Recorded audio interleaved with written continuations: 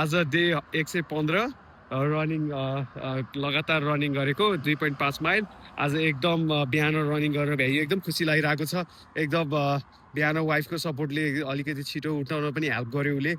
यस्तो हुँदो रहेछ, हुन्छ नि केही कुरा एउटा कमिटमेन्ट, एकदम हार्ड कमिटमेन्ट गरेपछि सबै कुराले, सबै युनिभर्सले पनि सपोर्ट गर्छ भनेको त्यही रहेछ। मैले त्यही रियलाइज गरिरहेको छु।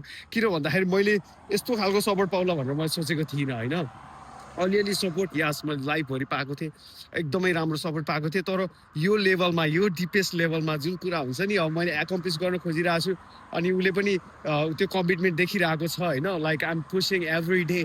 अनि यो नन नेगोसिएबल भन्ने एउटा वर्ड छ होइन, यो चाहिँ मैले नेगोसिएट गर्दिनँ। यो आफूसँग मैले यो सोच्दिनँ, मैले यो सम्झौता गर्दिनँ कि यो म जसरी पनि गर्छु भन्ने थाहा छ उसलाई। बरु उसले हेल्प गर्छ, किन भन्दाखेरि त्यो हेल्प गर्यो भने दुवैजनालाई राम्रो हुन्छ, सबै फ्यामिलीलाई राम्रो हुन्छ। अनि त्यस्तो खालको कमिटमेन्ट भनेको चाहिँ एकदम इम्पोर्टेन्ट कुरा रहेछ। मलाई त्यो फिल भइरहेछ हाम्रो बिजनेसमा, हाम्रो वर्कमा, हुन्छ नि। हामीले त्यही भएर कमिटमेन्ट मात्रै देखायो भने कति कुराहरू पोसिबल हुन्छ। इभन हाम्रो म्यानेजरहरू, हाम्रो बसेसहरू होइन, हाम्रो अब हुन्छ नि पार्टनर्सहरू बिजनेसमा पनि, अब क्लाइन्ट्सहरू, तिनीहरूलाई त्यो चाहिने भनेको कमिटमेन्ट रहेछ, एउटा ट्रस्ट हो। तर कमिटमेन्ट पनि हो। कमिटमेन्ट देखाउँदा बित्तिकै उनीहरूले नै सपोर्ट गर्दो रहेछ होइन हामीलाई। अब जस्तै हाम्रो काममा हाम्रो क्लाइन्टले, अब हाम्रो उसले, हुन्छ नि हाम्रो कस्टमरले हामीलाई सपोर्ट गर्यो भने कस्तो राम्रो हुन्छ त्यो रिलेसनसिप। त्यो एउटा जस्ट एउटा ट्रान्जेक्सन मात्र हुँदैन, एउटा एकदम दामी रिलेसनसिप पनि हुन्छ। अनि त्यो कुरा हुन पोसिबल हुँदै जाँदो रहेछ।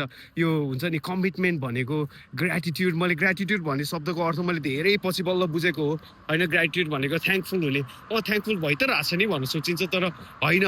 लाइफमा हाम्रो एकदमै धेरै कुराहरू भइरहेको हुन्छ दिनभरिमा होइन।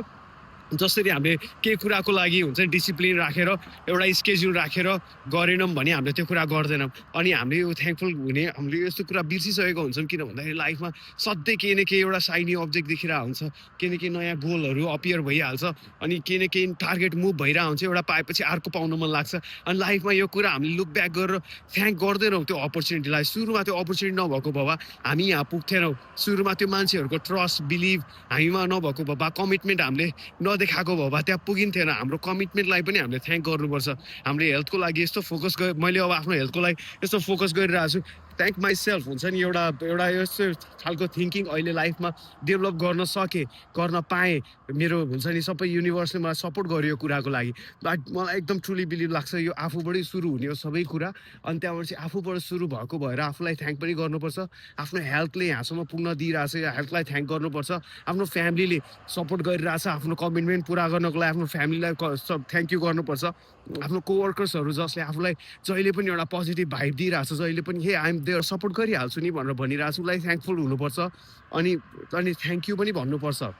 अनि बल्ल लाइफमा यस्तो खालको सपोर्टहरू अझै बढी हुन्छ। यस्तो खालको अझै धेरै हुँदै जान्छ, अझै बढ्दै जान्छ। जोयफुलनेस हुन्छ नि। अब हाम्रो हामी थ्याङ्कफुल भएनौँ भने, हुन्छ नि अहिले यो प्रेजेन्ट मोमेन्टमा जे छ त्यो कुरामा हामी थ्याङ्कफुल भएनौँ भने, पास्टमा हामीले पाएको कुराहरू के छ, पछिको कुराहरूमा थ्याङ्कफुल भएनौँ भने हामी स्याड लाइफ बिताउँदैनौँ र।